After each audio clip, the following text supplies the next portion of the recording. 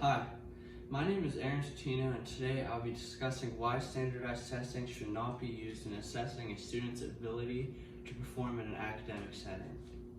To begin, I preface my speech with a short clip that I felt demonstrated my argument well. Albert Einstein once said, "Everybody's a genius, but if you judge a fish by its ability to climb a tree, it will live its whole life believing that it is stupid." Ladies and gentlemen of the jury, today on trial we have modern day schooling. Glad you could come. Not only does he make fish climb trees, but also makes them climb down and do a 10-mile run. Tell me, school, are you proud of the things you've done? Turning millions of people into robots, do you find that fun? Do you realize how many kids relate to that fish swimming upstream in class, never finding their gifts, thinking they are stupid, believing they are useless? Well, the time has come, no more excuses. I call school to the stand and accuse him of killing creativity, individuality, and being intellectually abusive. He's an ancient institution that has outlived his usage. So, Your Honor, this concludes my opening statement, and if I may present the evidence of my case, I will prove it. Proceed. Teachers have expressed standardized tests getting in the way of their teaching, but also having negative effects on the students, such as poor self-confidence and low-scoring students, taking away students' creativity, lowering motivation, and increasing test anxiety.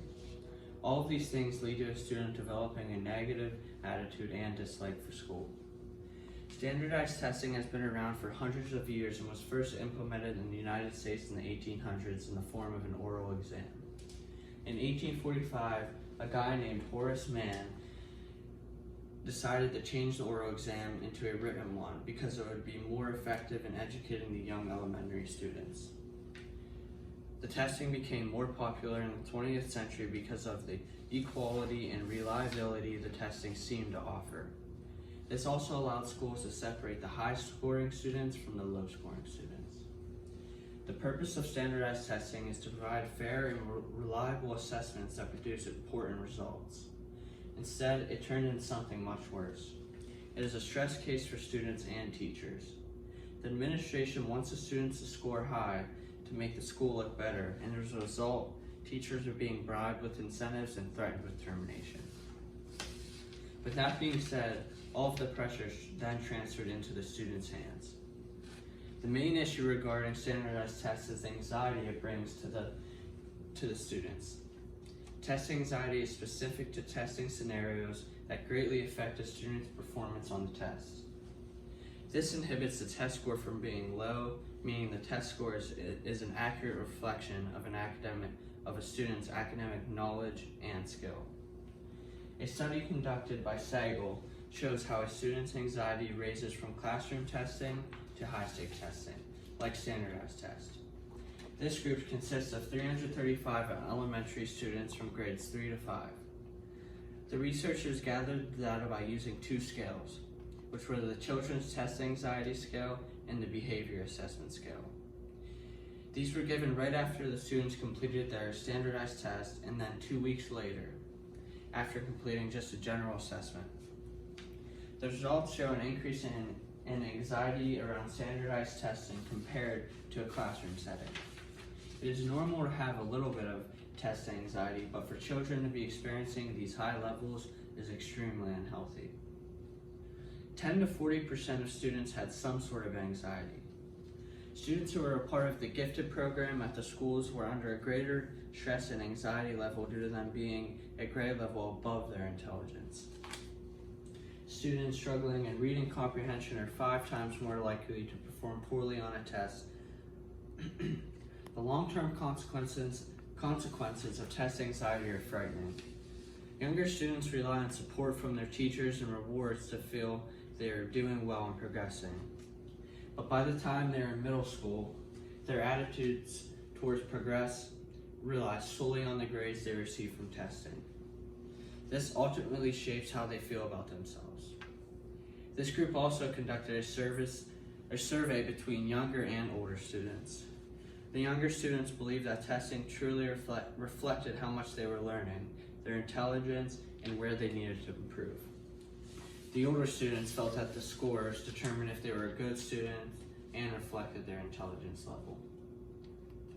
Next, I'll finish off the rest of the clip and then briefly show a picture depicting the difference between equality and equity and what that means in my argument.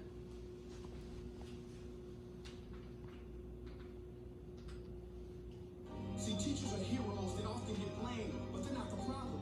They work in a system without many options or rights. Curriculums are created by policymakers, most of which have never taught a day in their life. Just obsessed with standardized tests. They think bubbling in a multiple choice question will determine success. That's outlandish. In fact, these tests are too cruel to be used and should be abandoned, but don't take my word for it. Take Frederick J. Kelly, the man who invented standardized testing, who said, and I quote, "These tests are too cruel to be used and should be abandoned." Ladies and gentlemen of the jury, if we continue down this road, the results will be lethal. I don't have much faith in school, but I do have faith in people.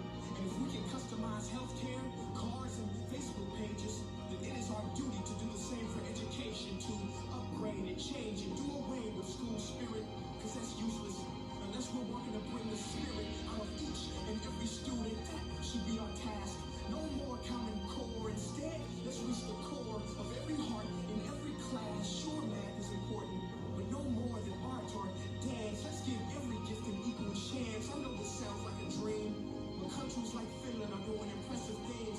They have shorter school days. Teachers make a decent wage. Homework is non-existent, and they focus on collaboration instead of competition. But here's the kicker, boys and girls. Their educational system outperforms every other country in the world. Other places like Singapore are succeeding rapidly. Schools like Montessori, programs like Khan Academy, there is no single solution.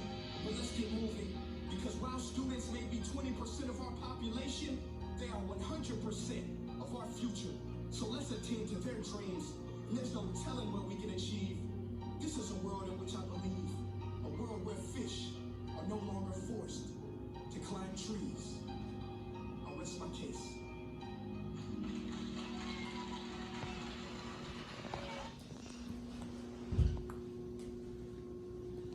The reason why this picture applies to my argument is that the left half of it describes what standardized testing is. What standardized testing does is gives everyone the same opportunity to prove their intelligence and ability to perform in an academic setting. In that sense, standardized testing basically levels the playing field and makes everything equal. However, what the school system should be aiming for is the right half of the picture. Equity, as opposed to equality, would be catering to each student's learning style and ability. Instead of amounting every student's ability to a test score, there should be different options at the student's disposal to prove themselves. Students should all have the same chance of being successful with the correct resources to help them get there. Standardized testing hinders students from their abilities to be creative and outside the box. It creates a cookie-cutter society that places value on only one kind of thinking, which negatively impacts people with diverse ways of thinking. Therefore, I believe that standardized testing should not be used in assessing a student's ability to succeed in an academic setting and should be eradicated. Thank you for listening to my TED Talk.